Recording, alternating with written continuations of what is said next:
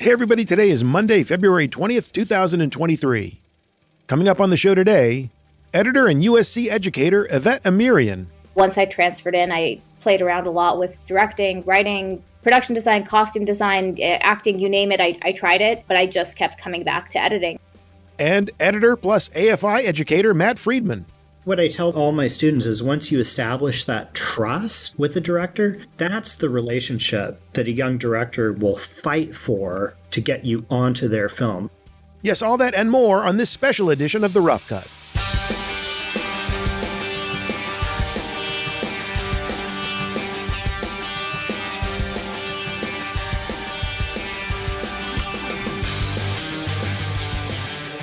Okay, students, the bell has rung.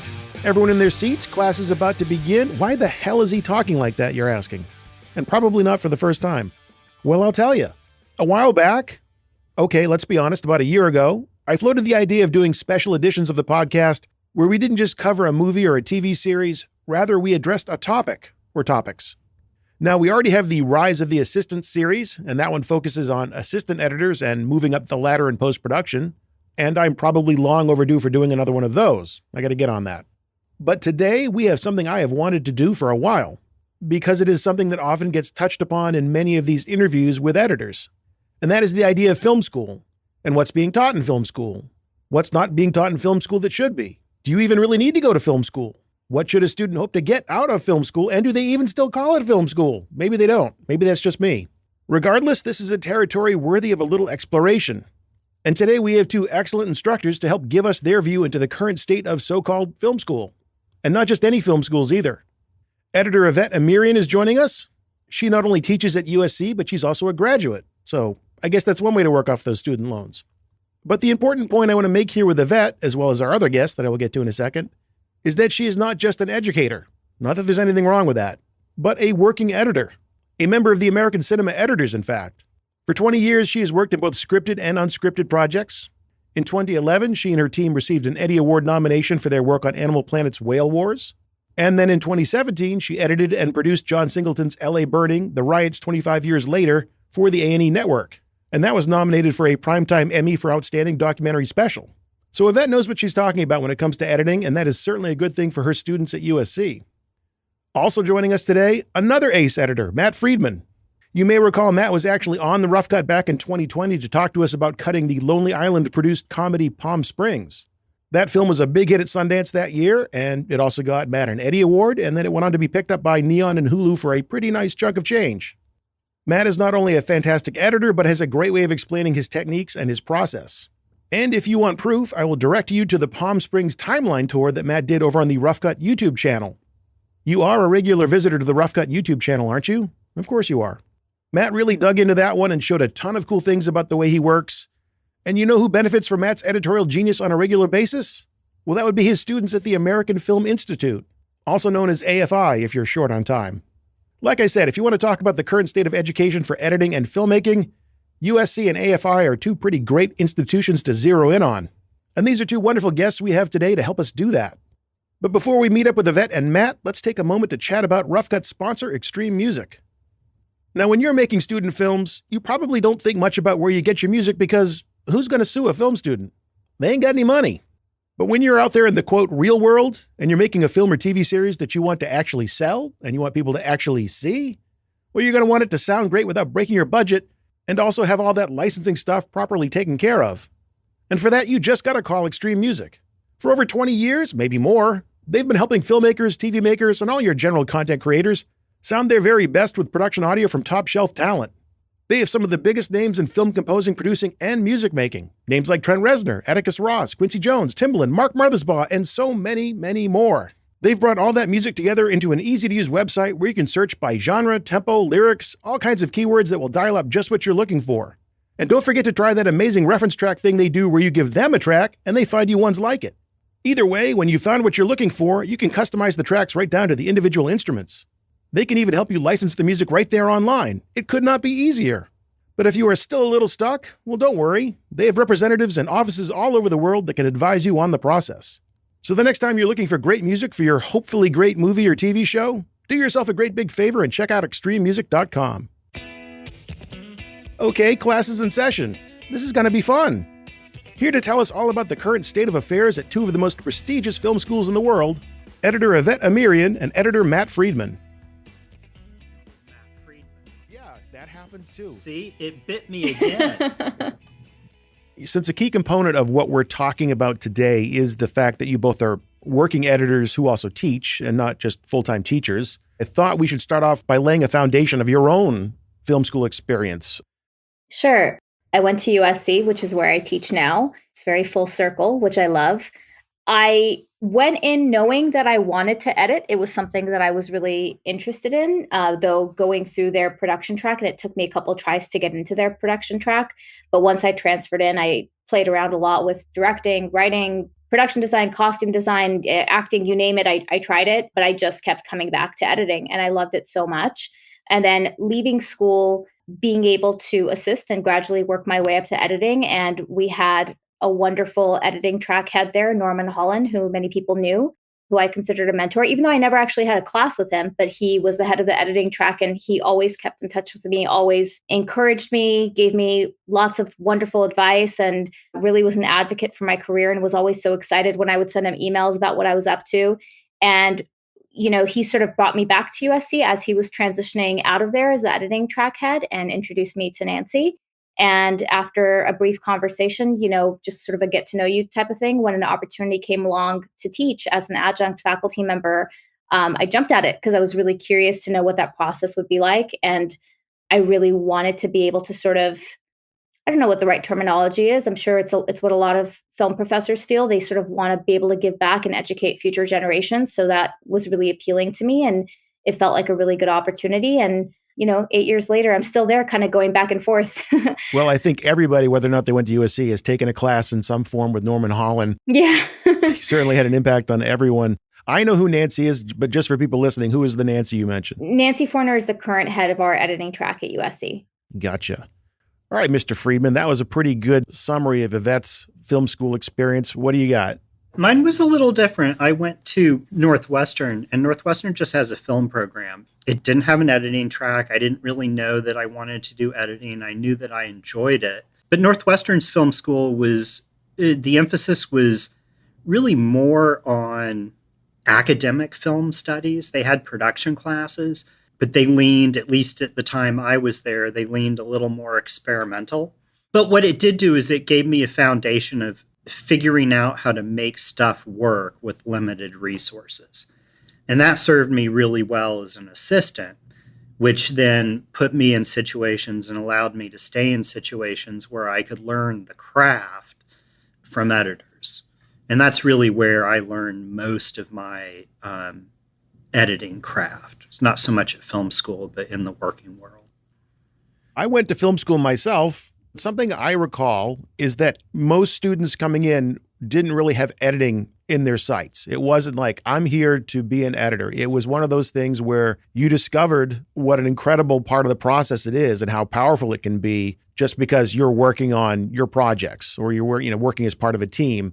And everyone sort of came in with I'm going to be a director, or maybe I'm going to be a cinematographer, but it was never, I'm going to be an editor. And I wonder if that was your experience when you were in film school and how that applies today. Do kids coming in today, do they come in more aware of editing because of the democratization of the tools and maybe just more aware of what an editor does today? If I'm not mistaken, AFI is a little bit different because it's a graduate program and they have specific tracks. And while we have tracks at USC, and especially, I'm teaching mostly undergrad.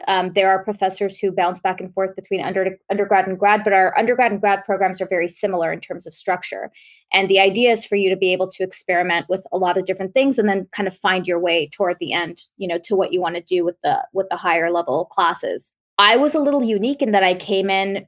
I actually had learned Avid at a very young age, sort of literally taught myself with the book, kind of a long, complicated story. But I knew a little bit about it going into USC. So I sort of had my sights set on this. I'd already sort of experienced what it was like to get lost in that in the process of crafting a story. And then, of course, being at the film school and being surrounded by incredible professors and peers and getting to, experiment and work on my own films, really getting a chance to do that and kind of cemented, okay, yes, this is what I really want to do. But yes, I did find that a lot of people wanted to be directors, writers, producers, actors. And I see that a lot now in my classes. And it's one of the things that I love the most because it's so much fun getting to have them come in and go, why do I have to learn this thing? And then teach them. And at the end of the semester, they go, okay, this is going to make me a better DP. This is going to make me better director working with my actors. And they really understand the power of what we do, which I think is the point of being able to teach it for me.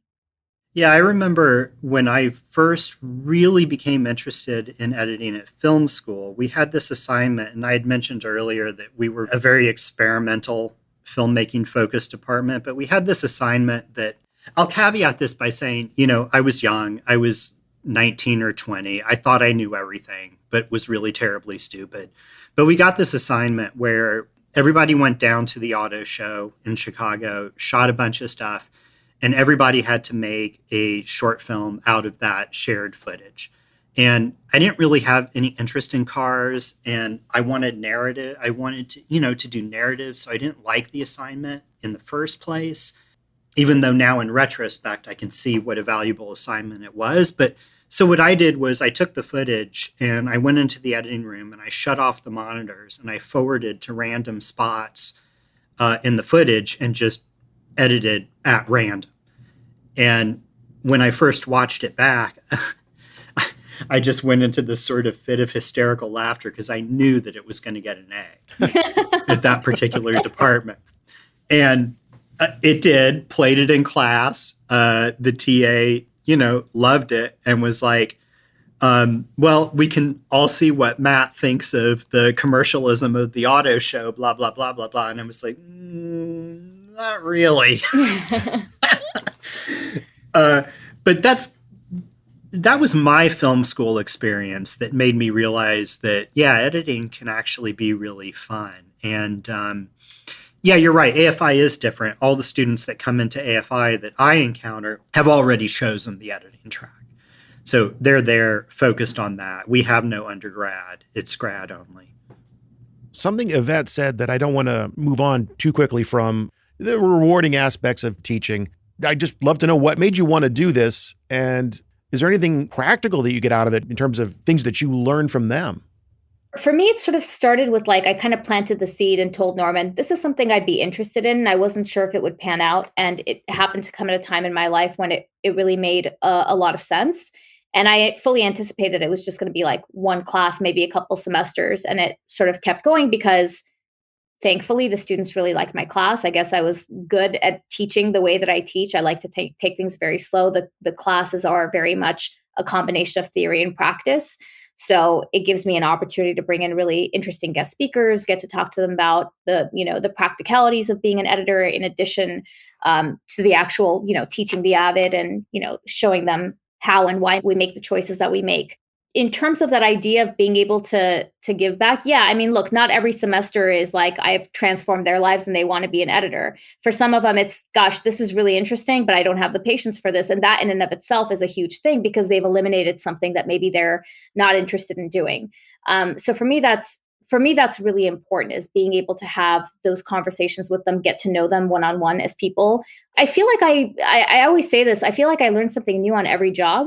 And I feel like it's the same with every semester. I'm met with some sort of challenge, whether it's a student that's a little bit more difficult to work with or somebody who isn't as into the class as maybe another student is.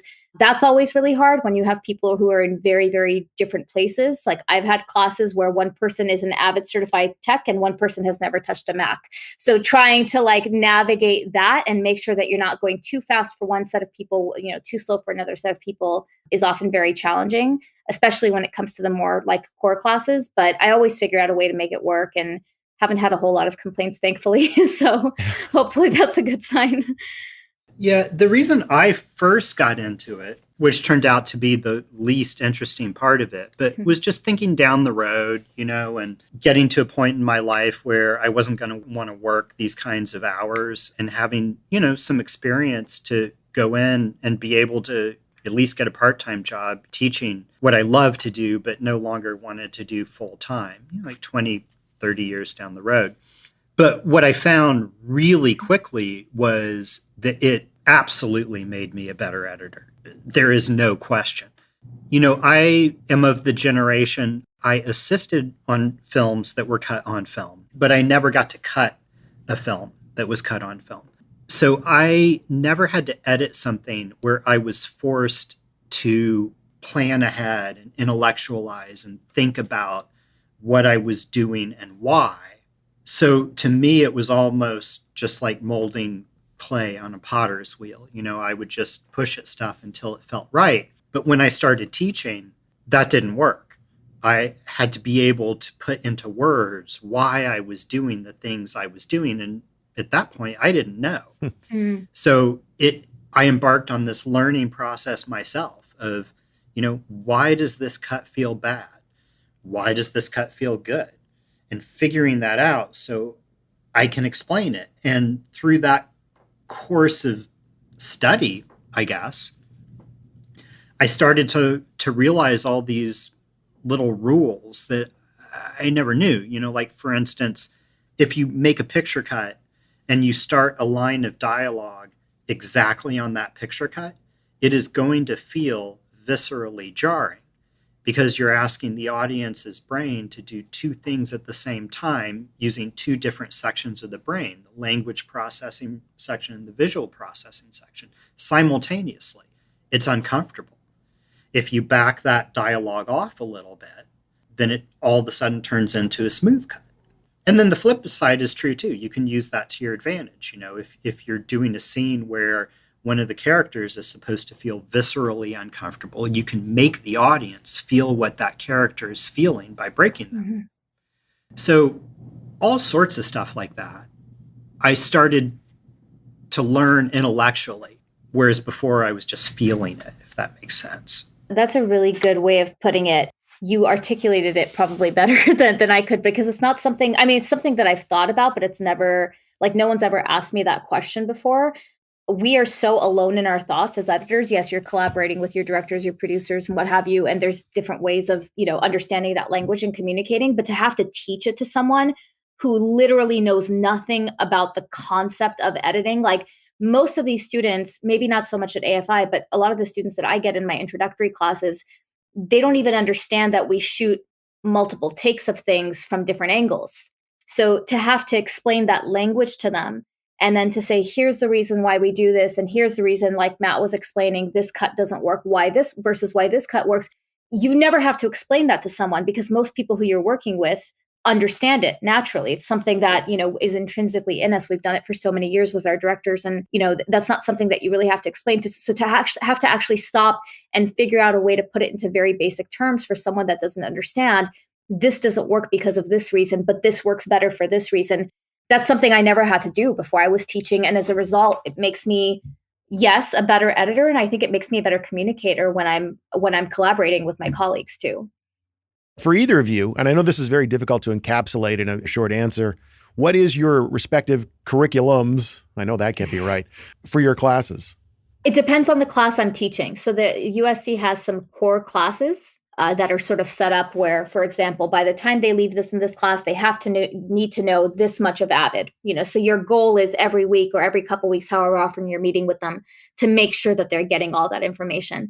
I haven't taught those classes recently. I've been teaching the more introduction to motion picture editing classes, which I actually really love and find really fun because it's a little bit more freeform. And like I said, you can sort of bounce back and forth between teaching Avid and focusing a little bit more on the theory and the fun stuff. That was based on an existing curriculum that, whoever used to teach the class before me had created, and I change it every semester. I stick pretty close to structurally what I'm going to do, how often I'm going to teach things. Some of it depends on how often I have access to the lab. Some of it depends on guest speaker availability and things like that. So I change it based on that, but I have something structurally that I've kept sort of the same for a few years. It's just that, as Avid changes, as the technology changes, there's new things that I have to teach them, obviously. So every semester I sort of go through and freshen it up a bit, but the bones are all the same, I think.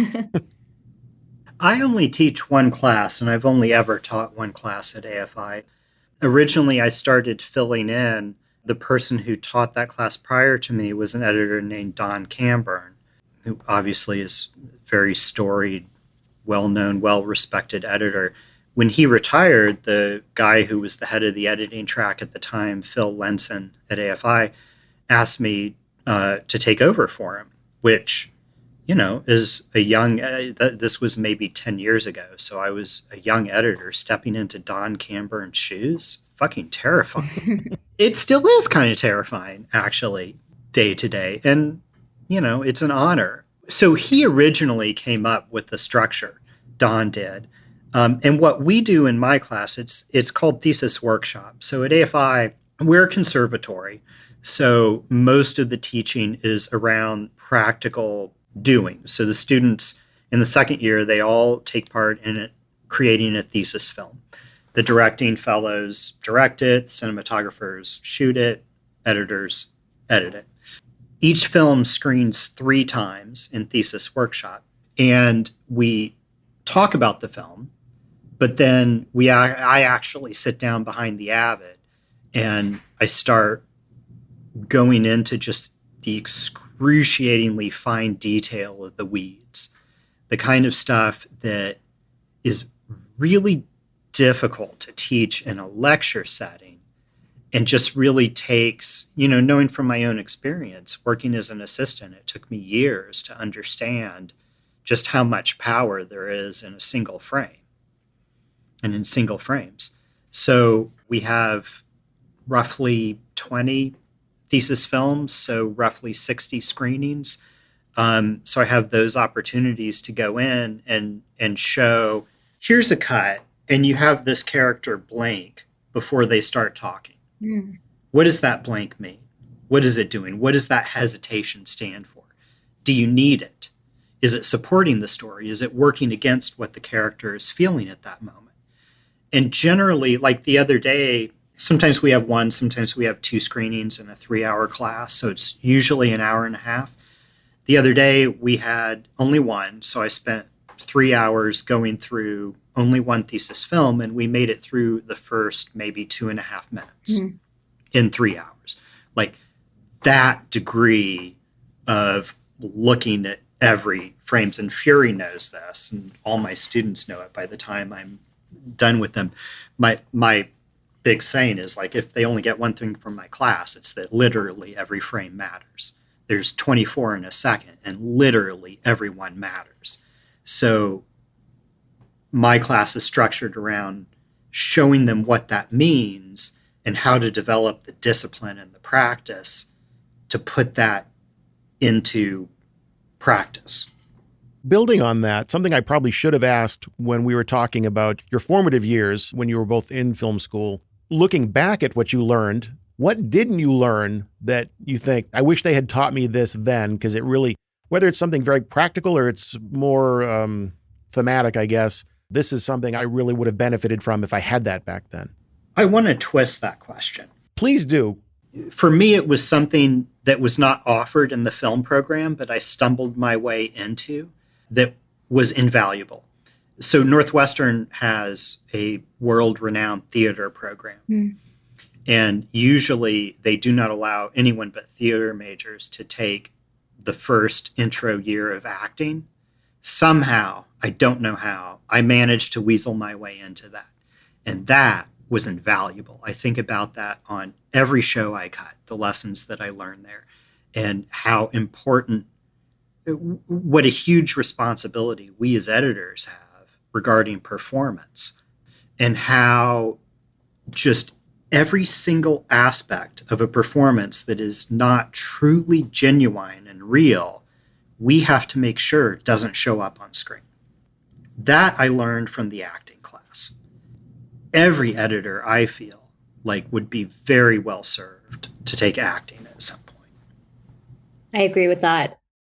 USC was a little bit different then than it is now. Some, like I said, sort of the structure is the same in terms of the bones, but the types of people who are teaching there may be people who weren't working as actively in the industry. And I think that's something that has changed significantly in the past few years with people like myself who are actively working while they're teaching. And this is, this was 20 plus years ago that I was there now. So it was a very different program. We actually did have a lot of the learning how to direct for actors, learning how, all of that was a big part of the program. And I think what they focused on really well was story, how to craft a story, what serves the story well, having the types of professors who would sit down with you at the Avid, all of that existed. What I don't think I got then, and that I try really hard to bring into my classes now, is the practicality of working in the industry. I wish I had taken more business classes. I wish I had gotten more exposure. Like, I didn't understand leaving there that I was going to be a freelancer.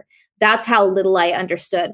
And it took me going out there and my parents being like, oh, are you going to go like work at Disney or something? And I was like, no, I don't think that's how it works. And so, getting that first assisting job, understanding, okay, how do you get into the union? What's the difference between the union and ACE? All these things I didn't know. I learned really in the workplace with the guidance of incredible editors who were willing to answer those questions. So even coming from a film school like that, there were so many things I didn't know about the practicalities of how just living this as a lifestyle worked. So I try every opportunity that I get, bringing in guest speakers, getting them to be really honest about, what does a life like this looks like? What does that look like if you're going to have a family, if you're going to have a partner, and so on and so forth.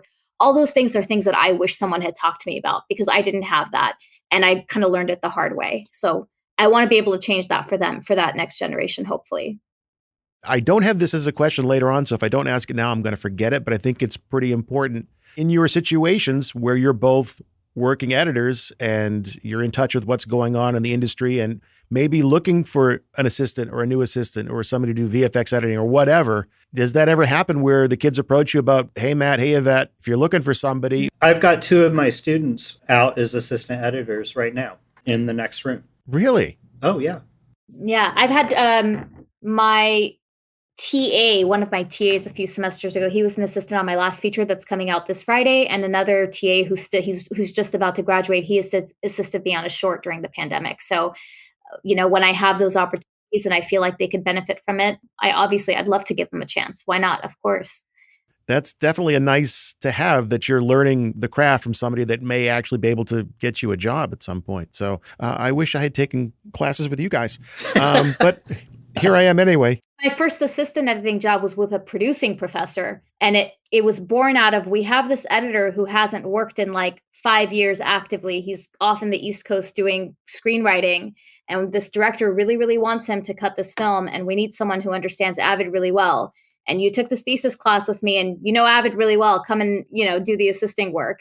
That was my first job out of film school. And then that editor referred me to somebody, and then that editor referred, and on and on and on, the way that it works in this industry. But again, I didn't know any of that until I actually got in it and understood, okay, if you're good at your job, you're a pleasant person to be around, you're going to get, it's going to keep going, and then your career grows. And I try to bring that around to the students now so they understand the value of that. Yeah, I think both USC, probably UCLA too, USC and AFI are really good at giving people networks when they graduate. And that's so meaningful. It's probably more important in a way than being a good editor, especially initially. Yeah. I think a lot of people who go, especially to the graduate level, not so much the undergrad level, but like my TAs and people like that, who, if you look at them on paper, some of them have a lot of editing experience or were working editors before, but they realized that they were sort of stuck in a specific part of the industry, not able to move forward, and having this opportunity to like they hadn't had the opportunity to properly learn how to cut a feature or a TV show. And so being able to do that at a USC or an AFI, and the network that comes with it. And I know people who have gone to AFI as cinematographers who had a lot of experience before they went there. So much of the reason why at the grad level, a lot of these students do it, I think, from what I can tell, is also to be able to have that network. And that's one of the other things that I pass along to my students as well, is yes, I had that wonderful first experience through a professor, but I don't think I did as good a job as I could have working with my peers. Because at the time that I was there, the perspective seemed to be like, just work. Get a job. There wasn't as much emphasis on make sure you're continuing to maintain those relationships with the people around you and actually work with those people around you. I wish I had done that a little bit better. And that's something that I really pass on to them, because that network is the people that you're going to grow with and that are going to be working with you 20 years from now. Especially for editors. Yeah. Like, I was very lucky when I came out here and they were, still cutting on film. You needed a lot more people in the cutting room. It was very easy I sent out letters and found, like 3 internships immediately. I went to 1 2 days, the second 2 days, and 1 day a week. And I didn't really learn anything. I was filing trims, but I met people And one of those three was for a guy named Peter Teschner, who hired me on a film because he met me in that situation. So it's like the network, now that we've sort of done away with the apprentice position, unfortunately, it's much harder for people to get their foot in the door and start meeting the people who will be able to hire them. I hired my two students, both of which also actually were my TAs. I hired them because I was in a situation where I could see how they worked, but more importantly, how they learned and how they dealt with responsibility. And that's why I hired them. But that's like the definition of network, really. Well, you both have kind of touched on this already. When I interview editors and I ask them about things that they would want to impart to up and coming editors, whether assistants or PAs or whatever, is the notion of being good in the room and knowing how to relate to people. Although I don't think that's something they teach in film school or any school, probably should. I do. You do? Okay. Yeah. Okay. Yeah, yeah, we teach it. Then let's talk about that. The thing with that is I would always sympathize with the audience saying, so when Alan Baumgarten tells you, hey, you need to be good in the room, if I'm an up and comer, I'm thinking, well, that's great. What does that mean? Like, how do I practice or build on that? Or what are the boxes I need to check to say, yes, I'm good in the room? I think for me, there's two parts to that. One is, if we're talking specifically about being an assistant, your primary job, aside from the obvious, organizational and, setting up all those things, is to anticipate the needs of what the editor, what they need and what's going to make their life easier, and being able to provide that support. And I think especially the TAs that I ended up hiring, they sort of saw the way that I worked and really wanted to be able to provide that. That's one part of it. The other part of it is, for me, is just being a kind person, being a pleasant person to work with. And I always tell my students this. And it's like, if I teach them nothing else, this is the primary thing I want them to take away as far as that idea of being good in the room. I would much rather hire someone who's just a little bit more green and who's really pleasant and eager and wants to learn than hire someone who's a little bit more experienced, but that I have had a negative experience with. I think that's a really important part of understanding how you're going to be able to move forward, not just in those early jobs, but in the industry. I think that's an important part of it. And learning how, being able to absorb the environment around you and sort of lean into how the editor works, how the director works, how the producers work, all of that is really important. So if they're naturally good at that, I think that's a huge benefit as well. But I think kindness is just a really big thing that I sort of preach as much as I can in my classroom. And I get that a lot with guest speakers too. People come in and they inevitably get asked that question of like, oh, what's the number one thing you would say? And that's one of the things that tends to come up a lot. Yeah, for me, I get to model it as I'm sitting behind the Avid and working with the director. The conversations that I have with them, the way in which I'm supportive and collaborative serves as a model for the students. That's one component. Another component is when we don't have screenings or don't have directors in the room, we talk about the other things that you can only talk about when the director's not present. But just thinking about what the directors are feeling.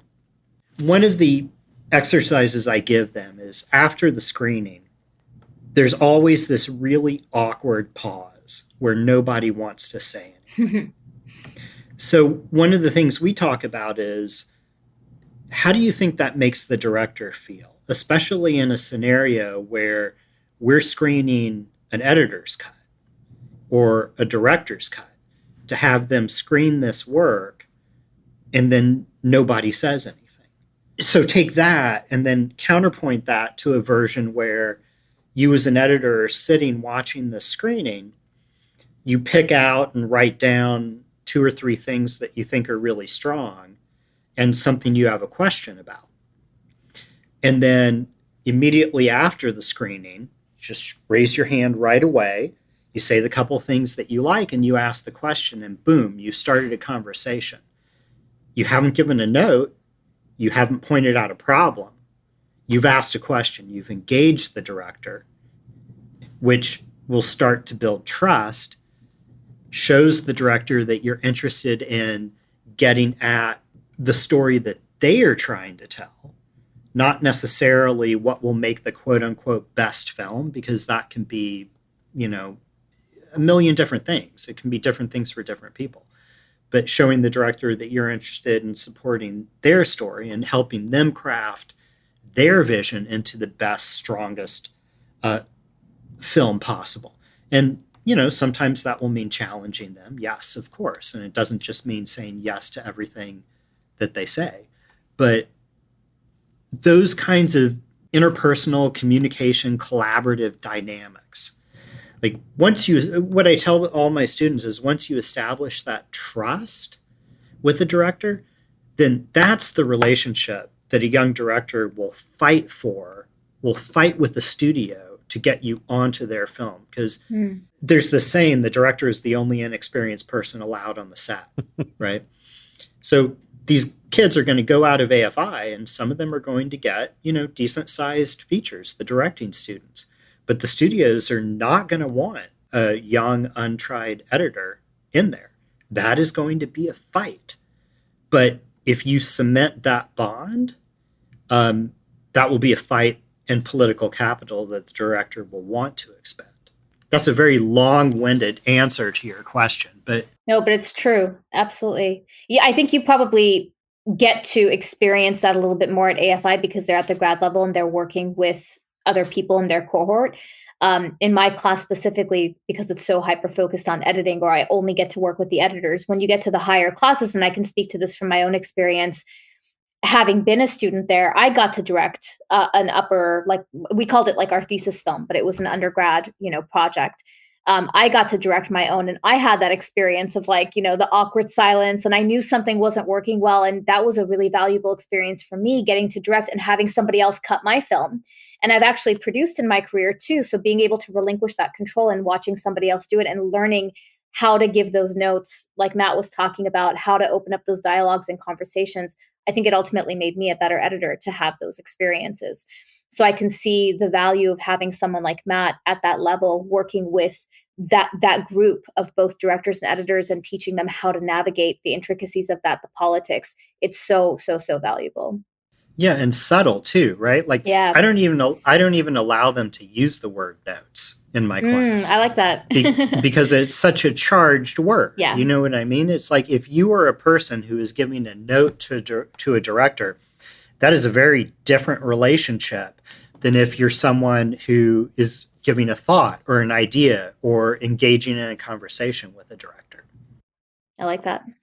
And Yvette, like you've been on the receiving end of some batshit bonkers crazy notes. Sure. We all have. Yes, exactly. That's why notes has such a charged meaning to it. Listen, you can react however you want to react to it privately, but the way that you put yourself out there and exhibit it, and you have to be, it's part of the job. You have to be willing to address those notes or at least have discussions with them, with whoever gave the note or whoever's in charge of determining whether or not it's going to be done.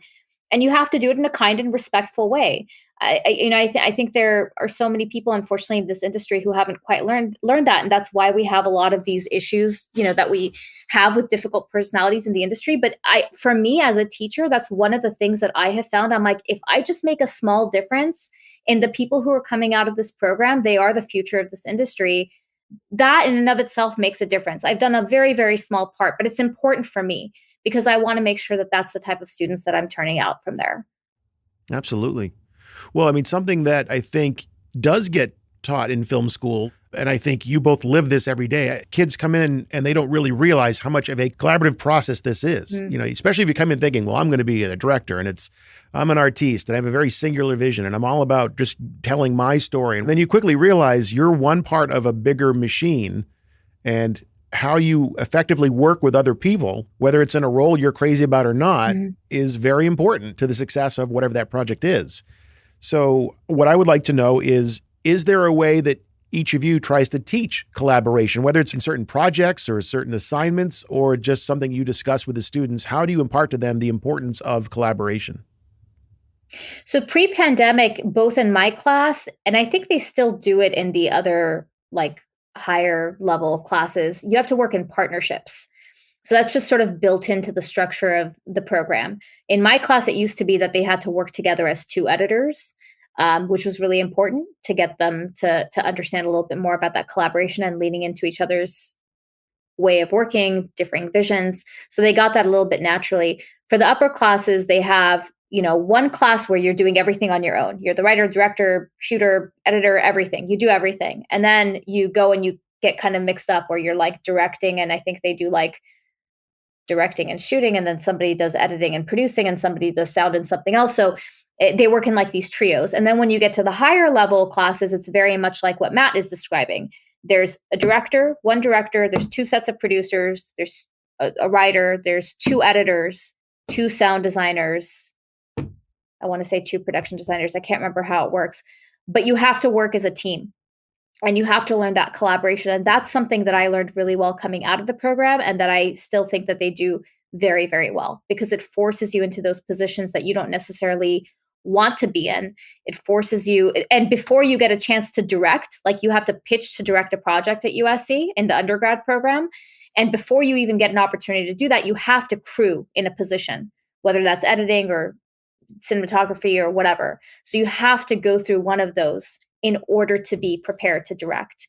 And I think that's really important, because a lot of students back then, I was lucky that I got to edit one before I got to direct one, but that's what I wanted to do. But there's a lot of students who come in and say, I want to be, the cinematographer, and there's no room to be a cinematographer, and you have to do something else that you don't really want to do. But as a result, you learn something that you wouldn't have otherwise learned. And that, for me, I can speak to that, having done a lot of different positions. I've written, I've produced, I've had a chance to direct. Like, it made me realize the things about it that I didn't like.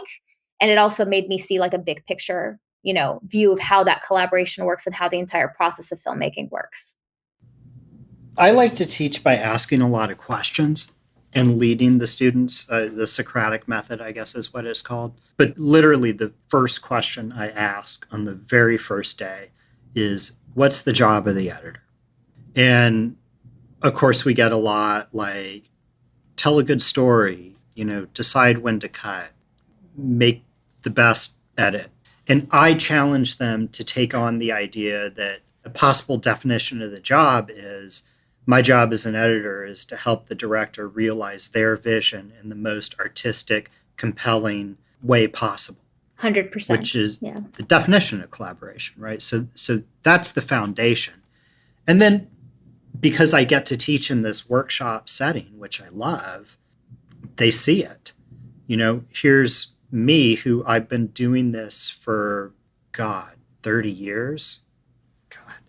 I've been doing this for 30 years, sitting with a first-time director, where I'm not telling them what to do. I'm not telling them what's wrong. I'm not telling them how I think it should be. I'm asking them questions. And I'll try something. I'll say, what do you think of that? And they'll say, and I'll say, and I won't push back, because they have a valid point. And I say, oh, okay, I understand that. So what if we did this instead? Da, da, da. And model the collaboration so that they get to see it. It's what I got to see as a film assistant, because when the director was working with the editor in the film cutting times, film cutting times, we as assistants would be in the room, so that we could run back and get the chem roll that they needed, and then thread it up on the machine for the editor. And so we were there. We got to shadow and listen to that collaboration. That's where I learned it. Certainly, not in my film school, where it just, it's impossible to teach some things effectively in film school. Well, Yvette, you were talking about how your curriculum evolves every year because maybe there's new things, in Media Composer or whatever. And then Matt was just talking about, chem rolls and working in a film model, but never actually being an editor on a film project. Are there older concepts or practices that it's important to keep alive, or should you just let go of them? I'm thinking of things like editors work in reels still. Mm-hmm. Older terminology, older practices, methods, what have you.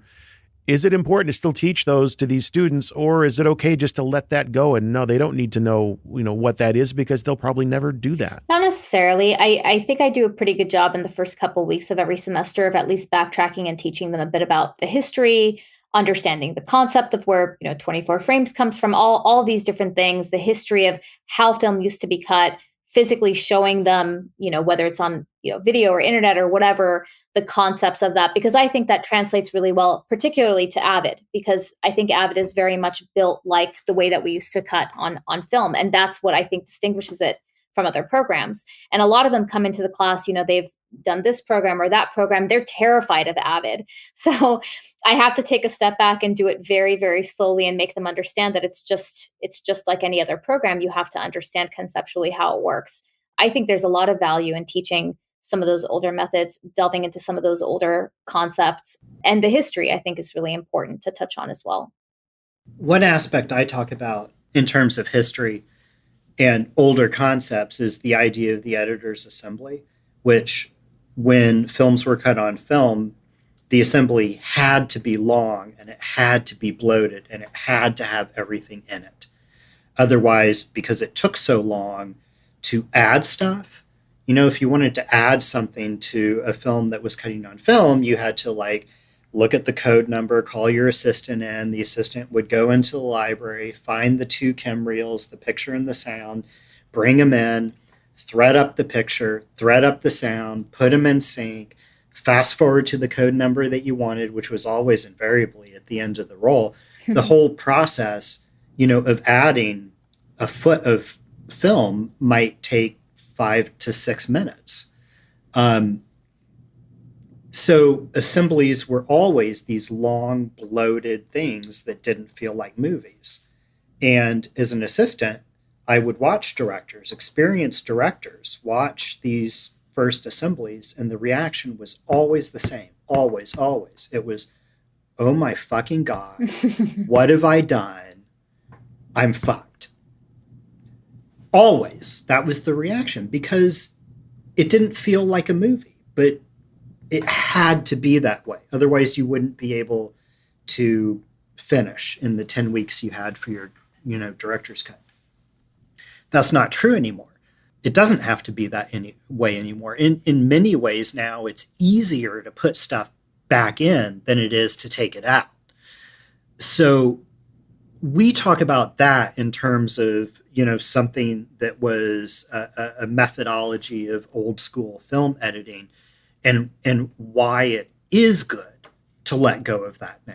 Because I made a decision when I started cutting features that I didn't ever want to put a director through that. And there you go back to the collaboration and being kind that Yvette was talking about, because that's a horrible thing for a director to experience. Any director really, first time or not, right? To watch your movie and have it not feel like a movie. So I made the decision not to do that. And I tell directors, the ones who I work with over and over again, they know this about me. The ones that I work with the first time, I explain to them, I cut aggressively, and I cut aggressively from the assembly. And just know that if there's stuff in there that you want to put back, great. But my goal with the assembly is to make it feel like a movie so that we avoid that panic moment. So when I asked about the students trying to get jobs working with you, and I think you talked about the role of the assistant editor, and you said, oh, yeah, of course, you got to be able to organize the media and the bins and all that. One thing that's been imparted to me over the years from editors like yourselves is that the battle is won before you ever take the field in terms of organization. Like the kids might want to learn how to manipulate the footage, how to tell a great story, how to do all the techniques that you need to do to assemble and then refine and edit. But if you're not organized up front, you're just lost. I mean, the whole process is going to be just a nightmare. How do you teach the art, and I think it is an art of organization? They lose points in my class if they don't properly organize. It's written into my syllabus. I'm very, very, very strict about it. It's one of the things I harp on. Especially in the early part of it, because they are so overwhelmed learning the new program, I'll go over those things multiple times, and I'll still get untitled sequence and I can't find it. And why is everything offline? And I'm very kind about it. I go through the process. I show them how to do it, but I'm very, very strict about it. If I've taught you through the semester and you're still missing, these little things, you're going to get points marked off. So organization is something that I really, really harp on.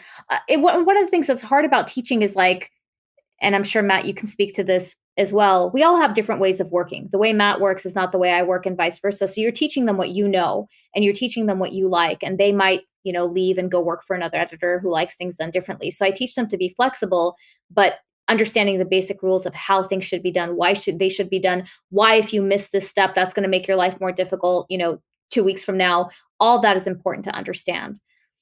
Fortunately, well, I mean, maybe unfortunately, but I don't have to teach organization. They get that in the first year from other talented professors. But since I go in to their projects and I will sometimes edit and at least poke around on their timelines, I will make fun of them in class in front of their peers if the timelines are all messy.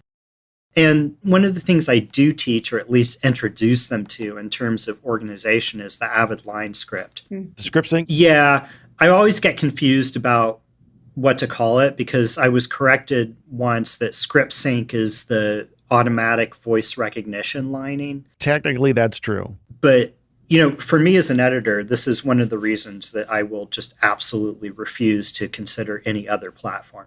I cut with the Avid line script. I've done it for over a decade, and it is invaluable. Agreed. In terms of the way of organizing.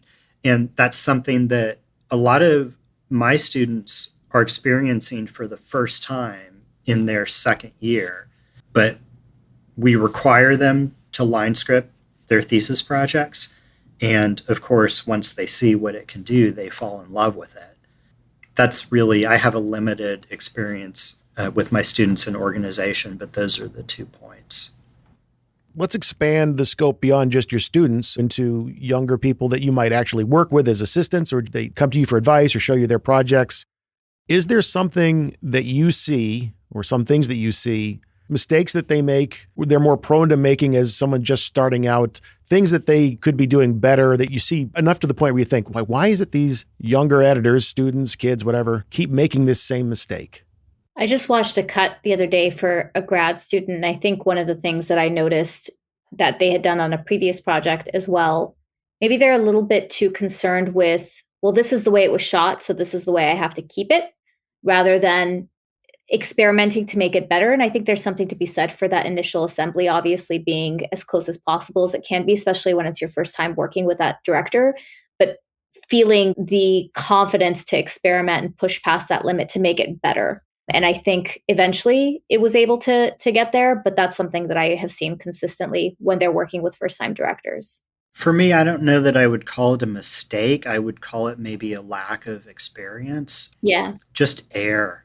I can tell watching a feature that's cut by a younger, inexperienced editor or a short, I can just tell because it has all this extra air in it that doesn't matter. It doesn't have a velocity to it. And I'm not saying it has to be cut fast. There's shots in a film that I cut a few years back called The Farewell that are very long, where nothing happens in them. But those are cut, to the frame to contain a certain amount of emotion. There's no air in them. If you look at that film, it's actually cut very fast in the way that I'm talking about it. But that takes time and practice. And to become a good editor, they say it's like 10,000 hours to master a skill. I think it's probably a little longer with editing. But as a teacher, what I hope for my students to take away is to understand what they don't yet know, or that there's things that they don't know, or to understand that where they need to work to improve and have their eyes open and go into this next phase of their career willing to do what Yvette said and learn something on every show they do. Because if they aren't learning something on every show they do, I can guarantee you it's not because they know everything and they should hang up their hat. Mm-hmm. Once you're out of that school and you're out there trying to make a name for yourself, one question that comes up is it right to be working for free, to make the choice, I'm going to do this job for free because it's going to get me that experience? Because there are some people that say, yes, that's a worthwhile thing to do. And there are others that say, no, your time is valuable. You should never be working for nothing. I did it. Yeah. I worked for free. I worked for free for Teschner, and that's how I got my foot in the door. It's a lot harder to do now. Yeah, I was going to say it's different now than it was back then. Well, back then you wouldn't, no studio had ever been sued by an intern who didn't get paid. Everything was unpaid internships back then. Throughout college, I did tons of unpaid internships for credit.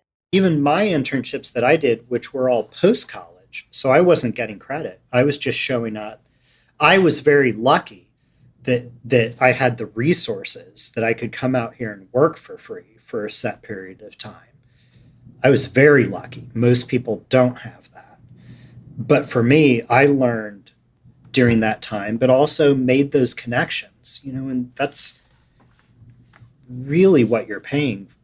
The way I viewed it was getting to meet all those people and getting the opportunity to show them what I could do and help them at the same time, I guess. Yeah, I agree with that. But the fact of and yeah, it sucks because it shouldn't be that, because only, certain kinds of people have the resources to be able to do that. But I can tell you categorically, I would not be sitting here today in the manner in which I'm sitting here had I not come out here and work for free. Okay, so along those lines, something else that comes up is the type of projects. An editor or filmmaker might say, well, my goal is to work in features. First of all, so much has changed over the past 10 years. It used to be there was film and then there was television. I think that's kind of gone away in many degrees just because of the nature of how the entertainment industry has evolved. But also there's so many different types of jobs that you can take on. There's unscripted television, there's documentaries, there's trailers, there's commercials, there's you name it. And I've heard people give the advice that, well, if what you really want to do is to work in feature films, whatever rung of the ladder you have to, get into the cutting room of a feature film. And then there are others that say, no, you can learn so much by working in unscripted. There are more job opportunities in unscripted. There are things you can apply in unscripted and documentary that will make you a better feature editor.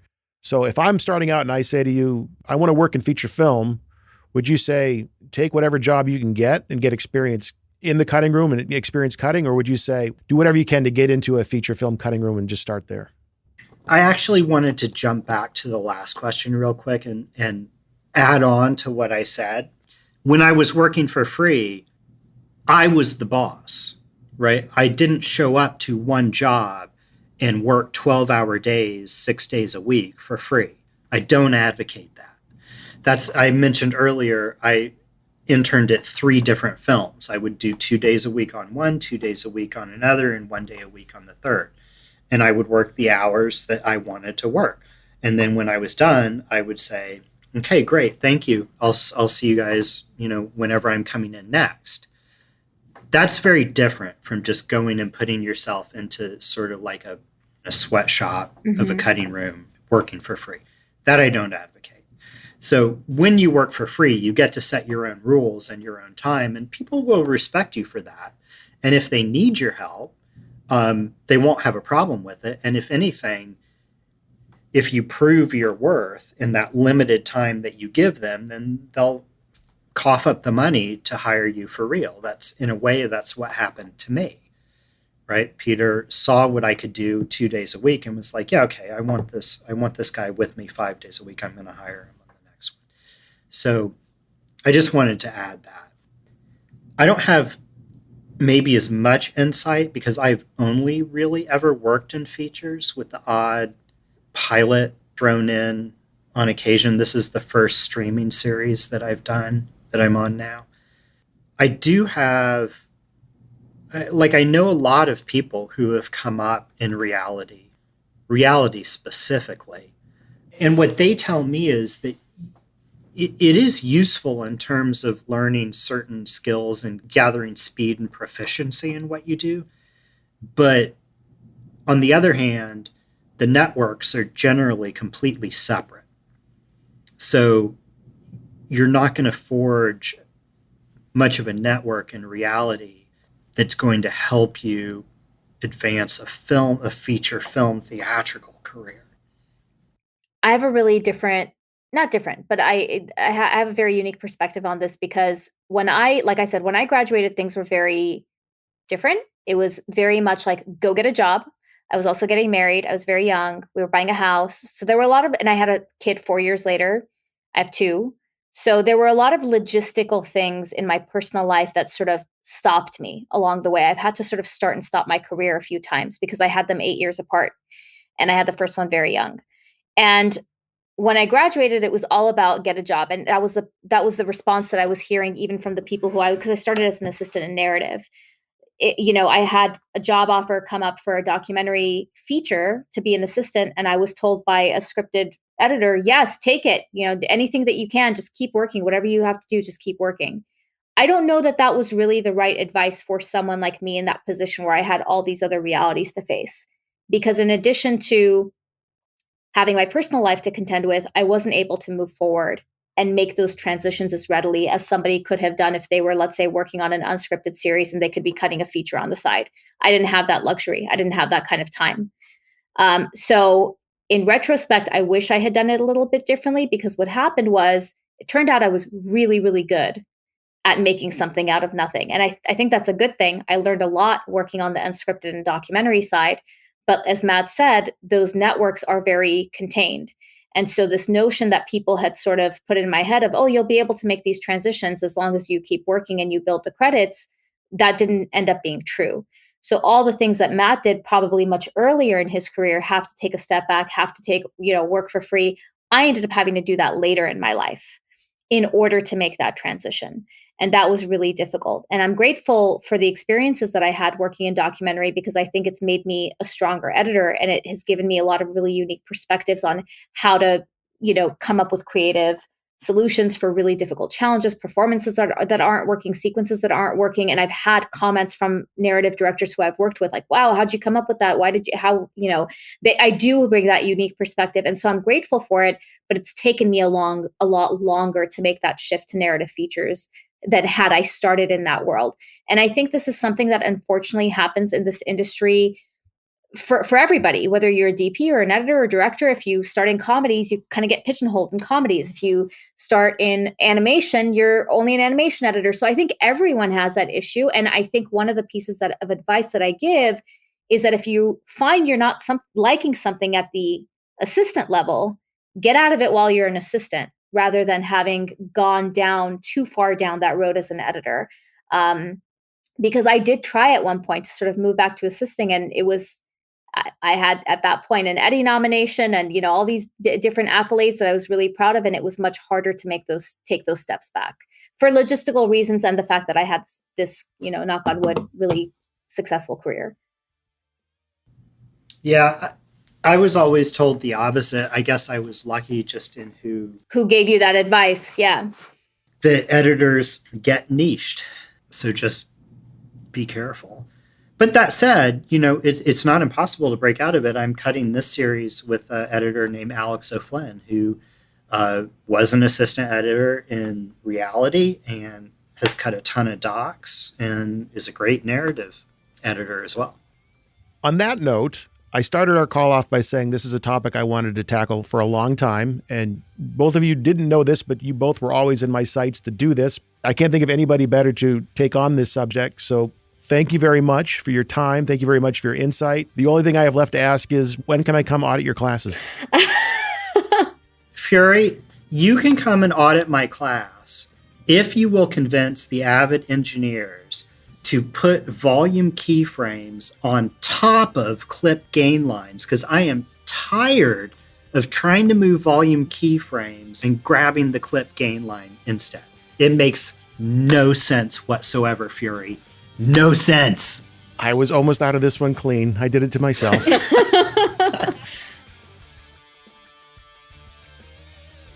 Well, what did you think? It was just like being back in film school, wasn't it? Or maybe not if you never went. Or haven't gone yet. Either way, it was great to benefit from Yvette and Matt's insight and experience as both working editors as well as educators who are nurturing the next generation of working editors.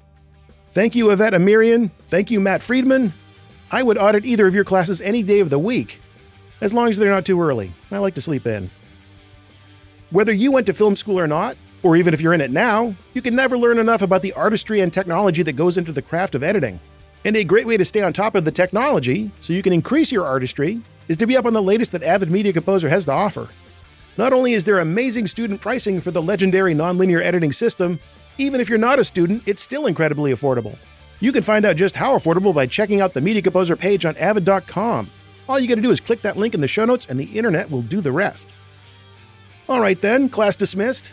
I hope you enjoyed this special edition of The Rough Cut. As I always say, feel free to reach out with any suggestions you have for future guests or topics, and I will do what I can to make it happen. Until then, this is Matt Fury thanking you for joining me right here on The Rough Cut.